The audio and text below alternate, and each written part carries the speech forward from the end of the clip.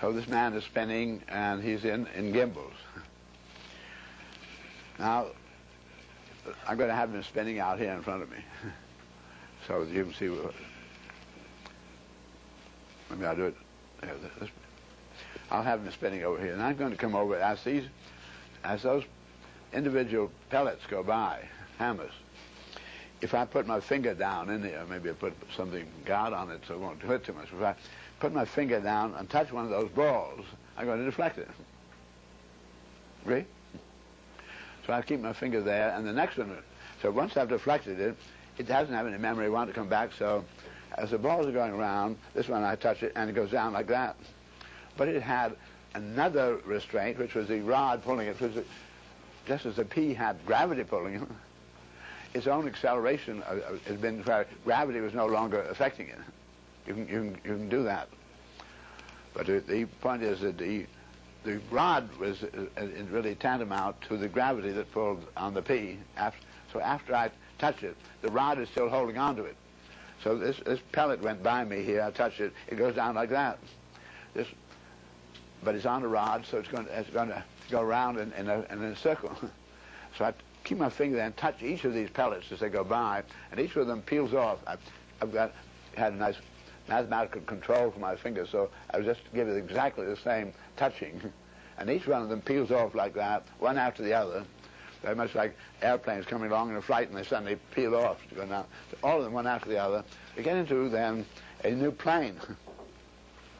The wheel which had been revolving horizontally here, you can see the man's in front of me here, and I've just touched it at this point.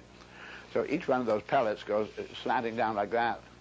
From where I touched it, it slants like that, but then it stays in and goes around, it comes up on the other side. So as each one, for the moment, it's really terrific bending of this thing, because it's been a very severe angle as you touch it, but it goes on. In fact, I keep my finger there, it's all gone by, and the whole thing's changed. It means then that the plane that I had been dealing in, I wish I had a little larger disc. Could you let me have your book? So I touched the pellet here, and one by one, and they slant like that, because I did that. Can you see that? My deflection was this way as it went by, so this does this. But it was restrained, so it stayed, the whole disc then does this.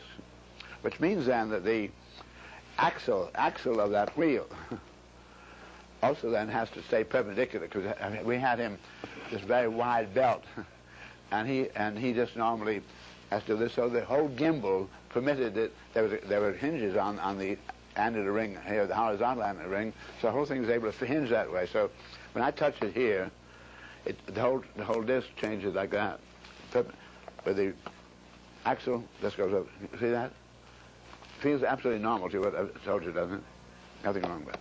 That's exactly what these wheels do. So now, I had a hammer thrower, but instead of, I'm going to talk a little more. When you do touch a gyrating wheel, rotating wheel like that, there's enormous strain in it, because you're really touching at individual parts, and they're trying to really break the wheel in two.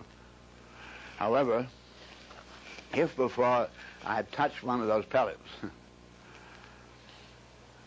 I had, as they went around, I had draped very powerful Scotch tape on top of it, glass Scotch tape, and it went all the way around. We would have a condition where